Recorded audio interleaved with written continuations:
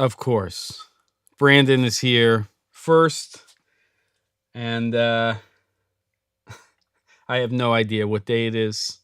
I have no idea what time it is, but I'm here, and I'm glad you're here, Brandon. And hopefully a couple of other people will show up too. So it is Wednesday. I do know that. It is Wednesday, August 2nd. How did that happen? And it's great to be back. And don't worry about this, just a little elbow injury, but nothing too bad. Thaddeus, good to see you. And it feels like I've been gone forever, which it pretty much has been forever. And I just wanted to make sure I did a live stream now that I'm back, talk a little bit about the trip, talk a little bit about creativity, talk a little bit about resetting, and also some thoughts about the industry. As always, the chat is what makes these things work. If it's going to be a live stream, then I'm looking at those comments and reactions. It's not Cameron Flask, but because I'm back, I'm going to have a wee dram. I don't know if I'm it's pretty much impossible, Brandon, for me to look tan, but I look like I have more color than I normally do. I'm one shade darker than Casper the Friendly Ghost. Let's just put it that way. Because as you may have read, in Europe, especially in areas like Greece, where they were doing evacuations, not on the islands we were, and in Turkey and in Italy, it was bacon over there. So the weather was not kind to my British blood, but I survived and got a tiny bit of color in the meantime. So cheers to everybody. Good to be back. Good. That's actually my first scotch since I was in Scotland, which was earlier last month. And it's good. So love to hear what everybody else has been doing. I can tell you that right before I left for my trip, I did a small shoot, which was for a commercial. And it looked like I was going to have to fly down to LA and do that right before we left. But luckily, we were able to shoot it here because they needed sort of what played as two living room spaces. And my house happens to have two spaces that, like, we have a family room and a living room. So we hired local talent and we got that done, and it was out the door, FedEx, before I left, and that worked out. And now I'm back here, and I'm ready to create content and ready to do new things. And just been thinking about a lot of stuff for the last month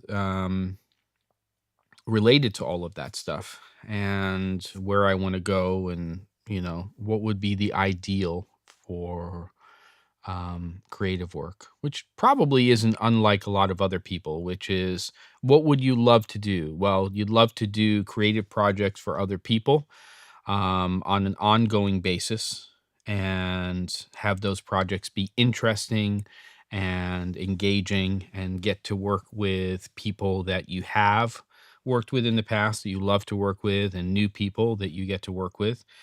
But beyond that, which I love to do and I'd love to continue to do, for me, the dream is to wake up every day and just create content that I want to create and be able to make income and the better part of a living doing it. And that's not easy. And, things are changing, and it's hard to sort of target what people are interested in, but I don't think that's the right approach. I think what you have to do is you have to figure out what it is you're interested in and then share that. And I don't mean a vlog or something like that, but that's where it gets tough. But there you go. So just as a brief sort of recap and please chime in the chat and tell me what you've been doing and ask me questions. And I'm happy to talk about equipment and announcements and all of that stuff as well. I have been keeping track of things. Obviously, DJI announced a new action cam today, which looks interesting. Once you get past sort of the, oh my God, it's going to be so good in low light and it has a bigger sensor and all of that kind of stuff, you start to realize that it's a bump, but it's not a huge leap in terms of action cameras. But it's, I think, what you should and would expect from the evolution of something like a product like that. And we'll see what happens with GoPro and the Hero 12. And if there's things there, there's a rumor out there that they're going to release a 1-inch sensor, which would actually trump the Osmo 4. But we're going to have to see what happens. And every time I've bought an action cam, I use it for a day or two and it goes into a drawer on a shelf, and I just have to hold back and say, I really have to have a reason for that. I have to justify it in order to spend, even if it's only $400 on the product, that amount, because it's never $400. It's also, oh, I need 2 extra batteries and I need something for mounting and this and that. So when you're buying an action cam, I think you should probably safely say you're going to spend somewhere in the $500 to $600 range. And if there's something really compelling about that camera and what it can do for you and the work that you're doing for your clients, then absolutely. Otherwise, chill and see what else is coming out. And sometimes it's better to wait for the project that justifies the cost rather than just get it. And sometimes it works the other way around, but most of the time it's better to wait, I think, personally. All right. So what is it that you've been seeing on the YouTubes and other channels? Have you been Xing? That doesn't sound right. I held out. My Twitter app stayed Twitter. And then this morning I opened up my phone and it must have auto updated, but it's still sort of this hybrid where you go into certain parts and the Twitter logo is still there. And I don't know what's going on with that. And then sort of right around the time that I left, we had Threads come out. Seems kind of like Twitter. I don't know. Everybody got really excited for a period of time, thinking it was going to be something different. But in my humble opinion, it's just more noise. And look, noise isn't bad all of the time, but I think that especially after being gone for a month, and it's not like I wasn't connected to social in any way, you kind of realize looking out into the world and seeing things is a lot more interesting than looking into the world and being in social media. That's kind of my opinion. So, yeah, I'm going to babble for a little while here, and hopefully people will jump into the chat and we'll get a little bit of a conversation going. But other than that, industry-wise, what else? Or related to what we have? Well, as of yesterday, I believe, any incandescent bulbs in the United States that cannot produce, what is it? 45 lumens per watt, at least 45 lumens per watt are now banned. They're out.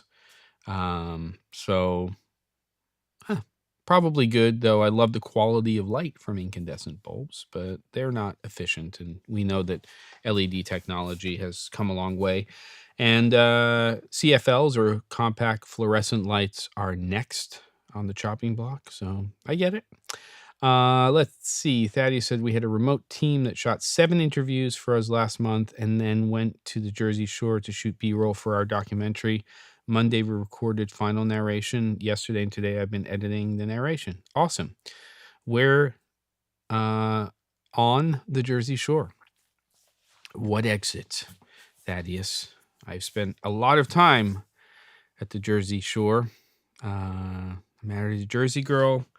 I have a couple of daughters who were Jersey girls, even though we live in Oregon now. And we used to spend a lot of time in our summers going to the shore and then sitting on the parkway for very long periods of time trying to get back from the shore. And eventually you start to learn some shortcuts and places where you can save some time, parallel surface roads, but it's messy in New Jersey in the summer. It's the most densely populated state per square mile, I believe, in the entire country. So it's crazy. Wildwood, Atlantic City. So you're down Tom's River, more down south area. I know Ventnor's down there, which is where my father-in-law grew up. And you have Nellie the elephant down there and all that fun stuff. So I know that area. So that's cool. Hopefully it was a fun project. And it was your project. So love to hear more about the documentary. Feel free to send me an email at contact@thec47.com with any information there. That would be pretty great. David, good to see you. You've been doing Foley sound for your short, and and one paid gig for another one. Great. Filming permits were easier to get in those towns. Makes sense, Thaddeus. Yep. You start getting further north and closer to New York City or further west towards Philadelphia, and things get a little trickier, but that makes a lot of sense. Yeah, cool. All right. So, other announcements and news. I don't think there's a lot. I mean, obviously, the elephant in the room when you're not doing documentary and corporate work is the industry, if you want to call it that.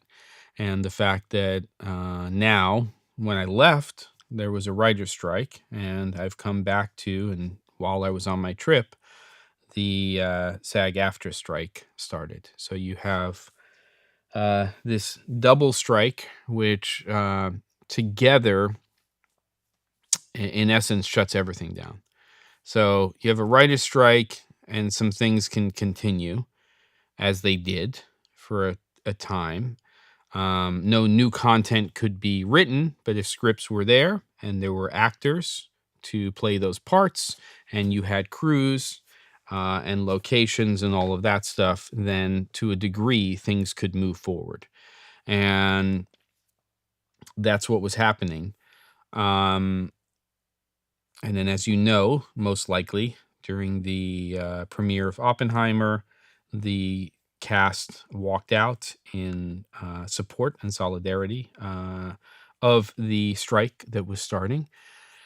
And as soon as the actors strike, then everything just shuts down because, there were times during the last writer's strike where you could have a director and, other people work on script revisions. And I'm not saying those people can replace writers. They absolutely cannot. And in fact, part of what wound up on screen because of that situation were slightly convoluted stories and things that didn't totally make sense or gel and all of that stuff. But now with SAG-AFTRA striking, I know that it has affected, and I need to catch up with everybody, but it has affected a lot of people that I know in the industry. So there's a hunkering down. There's a support for what's going on. I support the strikes because I think that if they don't sort this stuff out now, then it's going to be pretty messy for creatives going forward when it comes to content and content that's created. It's already messy. And if you know anything about what happened in the music industry, and obviously, we have Napster and all of the things that came just before and after that. But if you look at the industry now, the music industry, artists are not supported. They're essentially making money by touring and by selling merch, but it's not downloads of songs. It's not album sales, which are supporting the vast majority of these artists. If you're Beyonce or Coldplay or the Rolling Stones or any huge acts out there, and they can get a residency in Las Vegas and things like that, but that is essentially touring anyway. But it's also, those are the people that are going to make probably a little bit more money on the streaming side of things, but it's still abysmal. And if we don't sort things out right now when it comes to actors and writers, with everything that's so rapidly happening with AI and that area, then I don't think artists are going to be protected very well. So I think we as a community need to support that. It doesn't mean that um, a lot of us can't continue to do work in the areas that we're doing work in. Again, corporate, documentary, things that are not scripted. So we're not gonna, and that's part of what I think we need to do as a community, is to essentially, is to support that, because I think it's an important thing. I'm interested to see how other people feel. You don't have to agree with me on that. I'd like to see, people's viewpoint. Um, but, I'm not going to be taking any narrative projects right now. If they fall into my lap, from the standpoint of, you know, these types of union, well, anything related to that kind of content. You just have to, I think, support what's going on. And I really feel for those people who are probably not going to work for a long time in those particular industries. And I see what's happening. So people are going to struggle for a while, and it's going to be uncomfortable and messy. But if we can come out of it the other end, where there's some protections and things like that, I just want it to be fair. So there you go.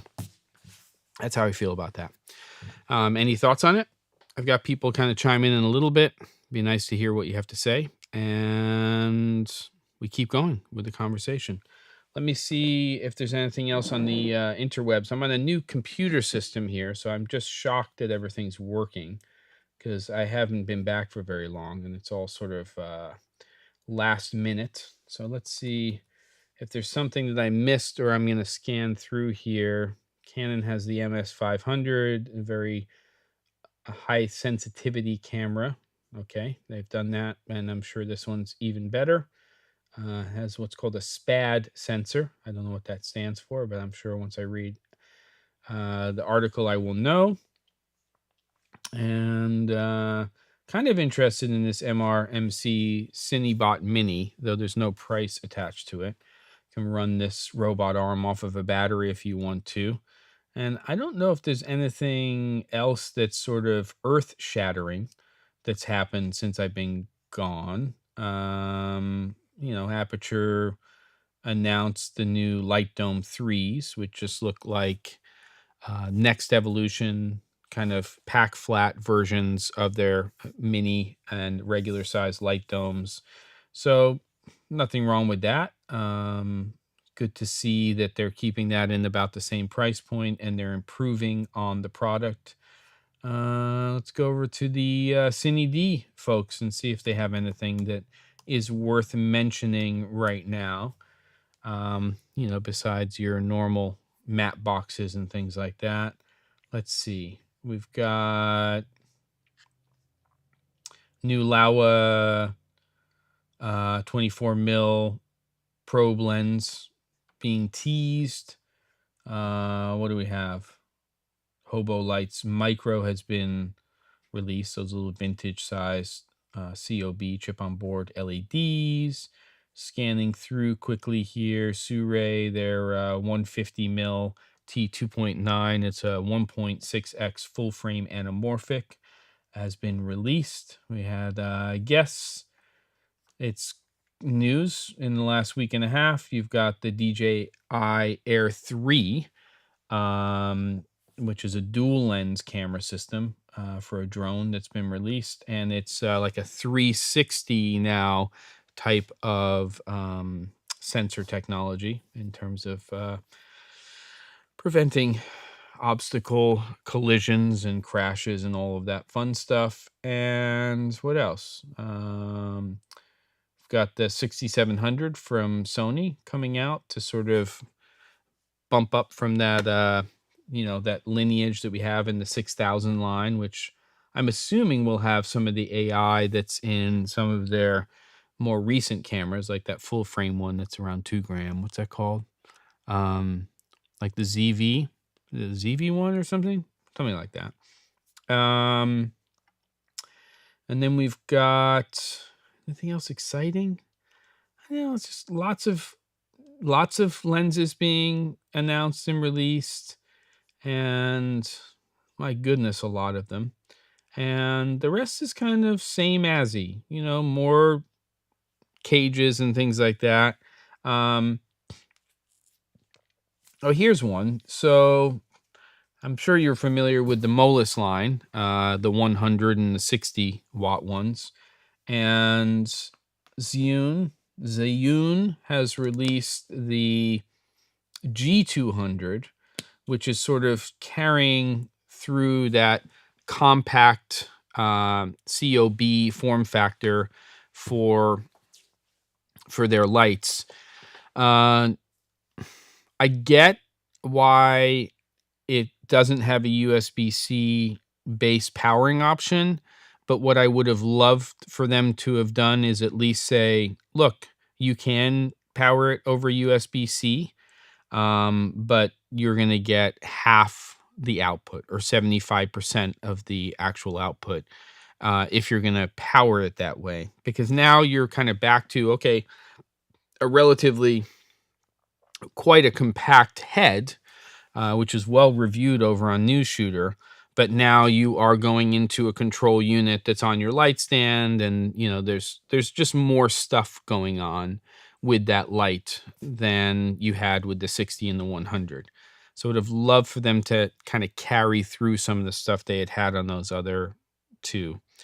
Bill Pan says, have any guys here tried the Tilta Mirage? I'm amazed that the 95mm filter system has not yet been adopted by more companies. I have not. Do you have it? Do you like it? Or is it just something you're considering, Bill? Let's take a look. I want to take a look at the price point too.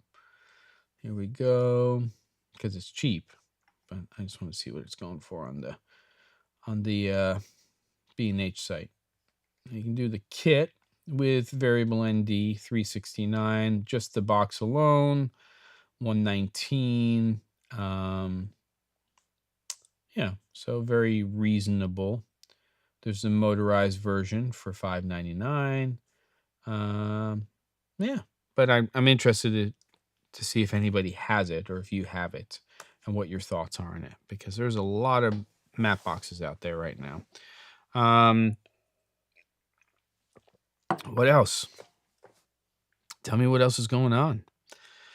Not sure we're going for a full hour today, but I'd love to have a conversation about things that you're interested in, that you have questions about, that you want to know about.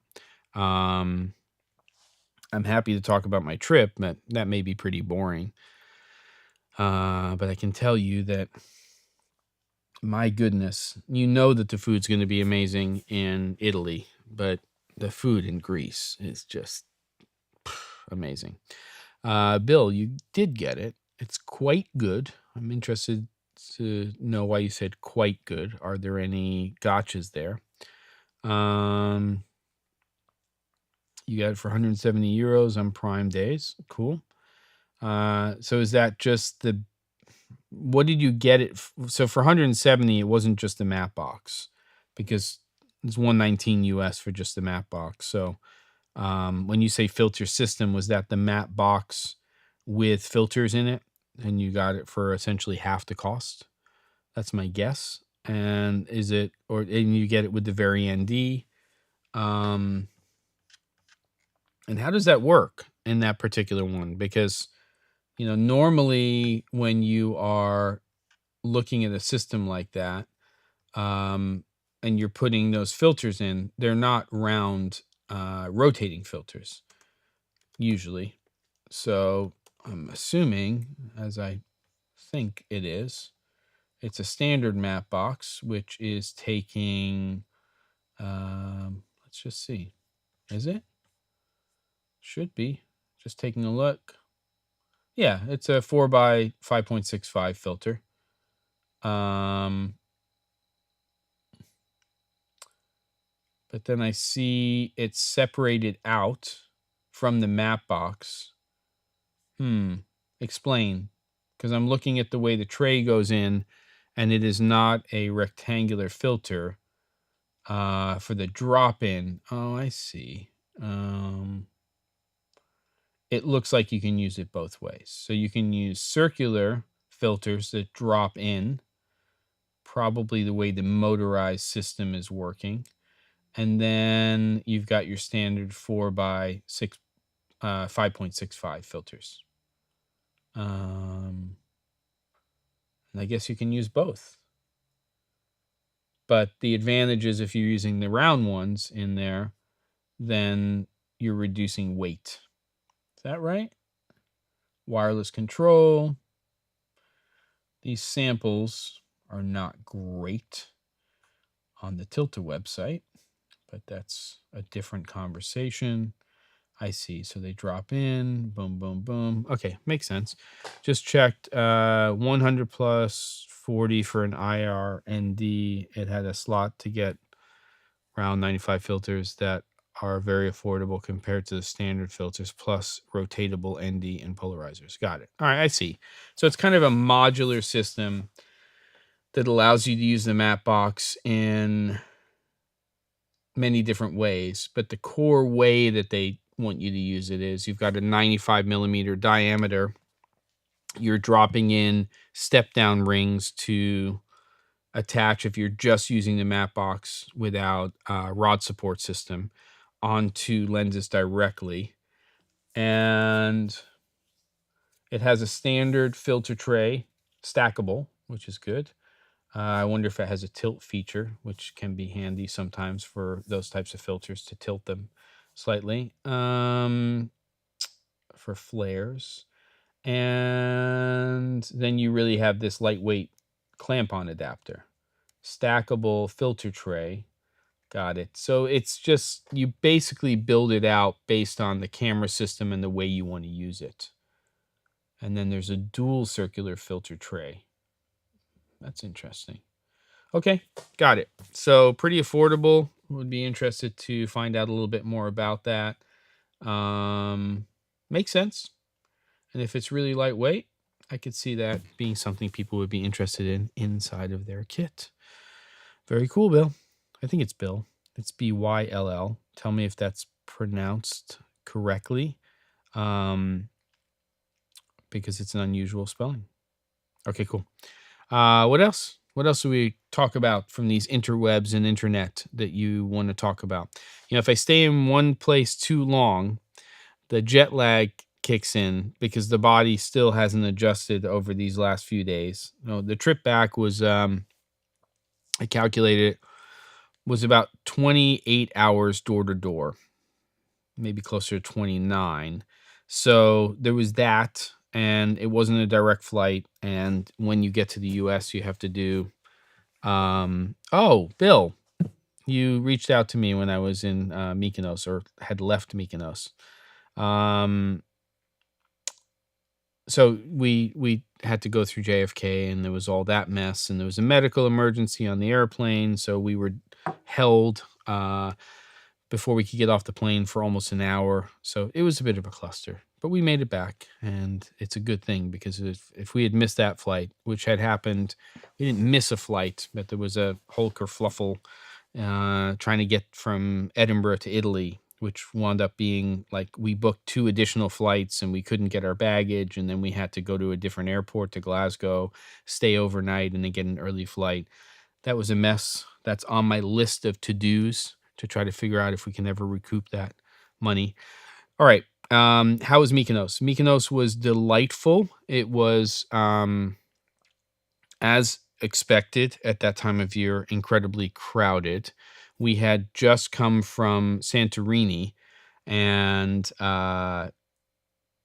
it was that's an interesting island, because when you dock, you don't really dock the boat. The boat is anchored from the coast, and then you have these things called tender boats, which take the passengers to the shore. And when you get off in that port, there's a cable car that goes up to the town, um, and it's only taking 18 people up, 18 people down. So the line is bonkers. So we wound up taking another boat to Ia, which is another small town on the island. And then from there, we took a taxi later in the day. That was also very crowded, but absolutely beautiful. Great food. And then we took the cable car down. But I had my father-in-law with me, so we kind of fast-tracked. But we would have been on that line for at least 2 hours, I think. Or you can take the steps with the donkeys, which looks psychotic, and I know it is. They call it Widow's Alley, I think, and my brother-in-law did it with his family, and he said you're just sometimes up against the wall while the donkeys come, because the donkeys don't follow a direct path. The donkeys go where they want to go, so you couldn't pay me to get on one of those donkeys, but we did it, and then we went to Mykonos, which was really pretty awesome. Just get off the boat, walk into town.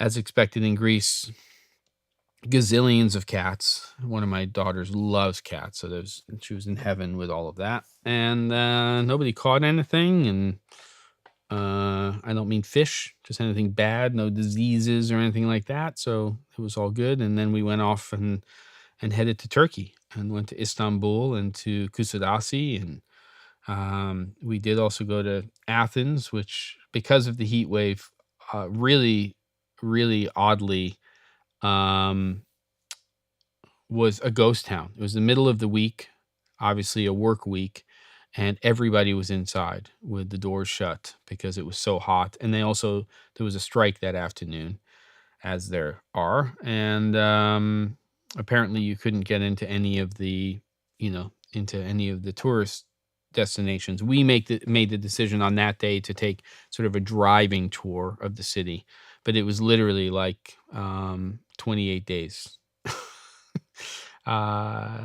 later. Is that what it's called? Yeah. It was just like a ghost town. So that was really weird. Palermo, interesting. Also, not a lot of people around the day we were there. Incredibly hot, which is, I think, why. We made a right when we got off the boat. We went into a neighborhood. I have actually a great picture of this gentleman who he was washing clothes at like a pump, and he, like a water pump, and he had this huge humpback. And I asked him if I could take his picture, and he said yes. So maybe I'll post that at some point. But it was incredibly dirty, and we were clearly in sort of a neighborhood. And at one point, there was, I think, 9 of us walking around. I came back from taking photographs, and there was this this guy yelling at my family to basically, he was saying, "This is not the place for you. You should be somewhere else in town," and was pointing to us to go somewhere else. But it was daylight, and it was fine, and it was fun. But Palermo, I don't feel like we really got the experience there, and I'd really like to go back to Sicily, because what I was really hoping for was to go to a small town. We got more of that in Italy, staying at my friend's house outside of Rome, which was great. And then at the end of the trip, after Athens, we went to Naples, and I had been there a long time ago working on the project, actually filming for a tours company all over Italy. So I had done Pompeii and Mount Vesuvius and some of that stuff. But this time I went as a tourist, and we went on an excursion with an absolutely fantastic tour guide. This guy, Jose, he was from Brazil, and he was amazing, and just really got to see Pompeii. And that was a fantastic day. So, of course, we ate pizza. I had some pasta vongole with clams in Naples, and a Neapolitan-style pizza. So I got my fix overall. Food in Turkey was also great. Um, I'm into food. But the food that I had in Santorini and the food that I had in Mykonos was, besides, Italy and when I was with my family in Scotland, um, that food, the Greek food, was really the thing that spoke to me on this trip. So it was pretty amazing. Yeah, so there you go. Babbling on. Anything else that we want to talk about right now? I'm going to basically take this next week and organize, figure out what's happening, figure out when the next episode of Cameron Flask is going to be. I'm hoping it's not going to be all the way into the beginning of September, but we'll just sort of have to see how it goes schedule wise. I anticipate doing episodes every Wednesday right now going forward, and possibly some more stuff that I'm working on. I'm just trying to figure out the format because I don't want to start something without knowing that I'm going to persist with it. So that's kind of what I'm sorting out right now. But the plan, I think, is to do stuff that's more regular, a little bit different than this in terms of what I'm covering and what I'm going over.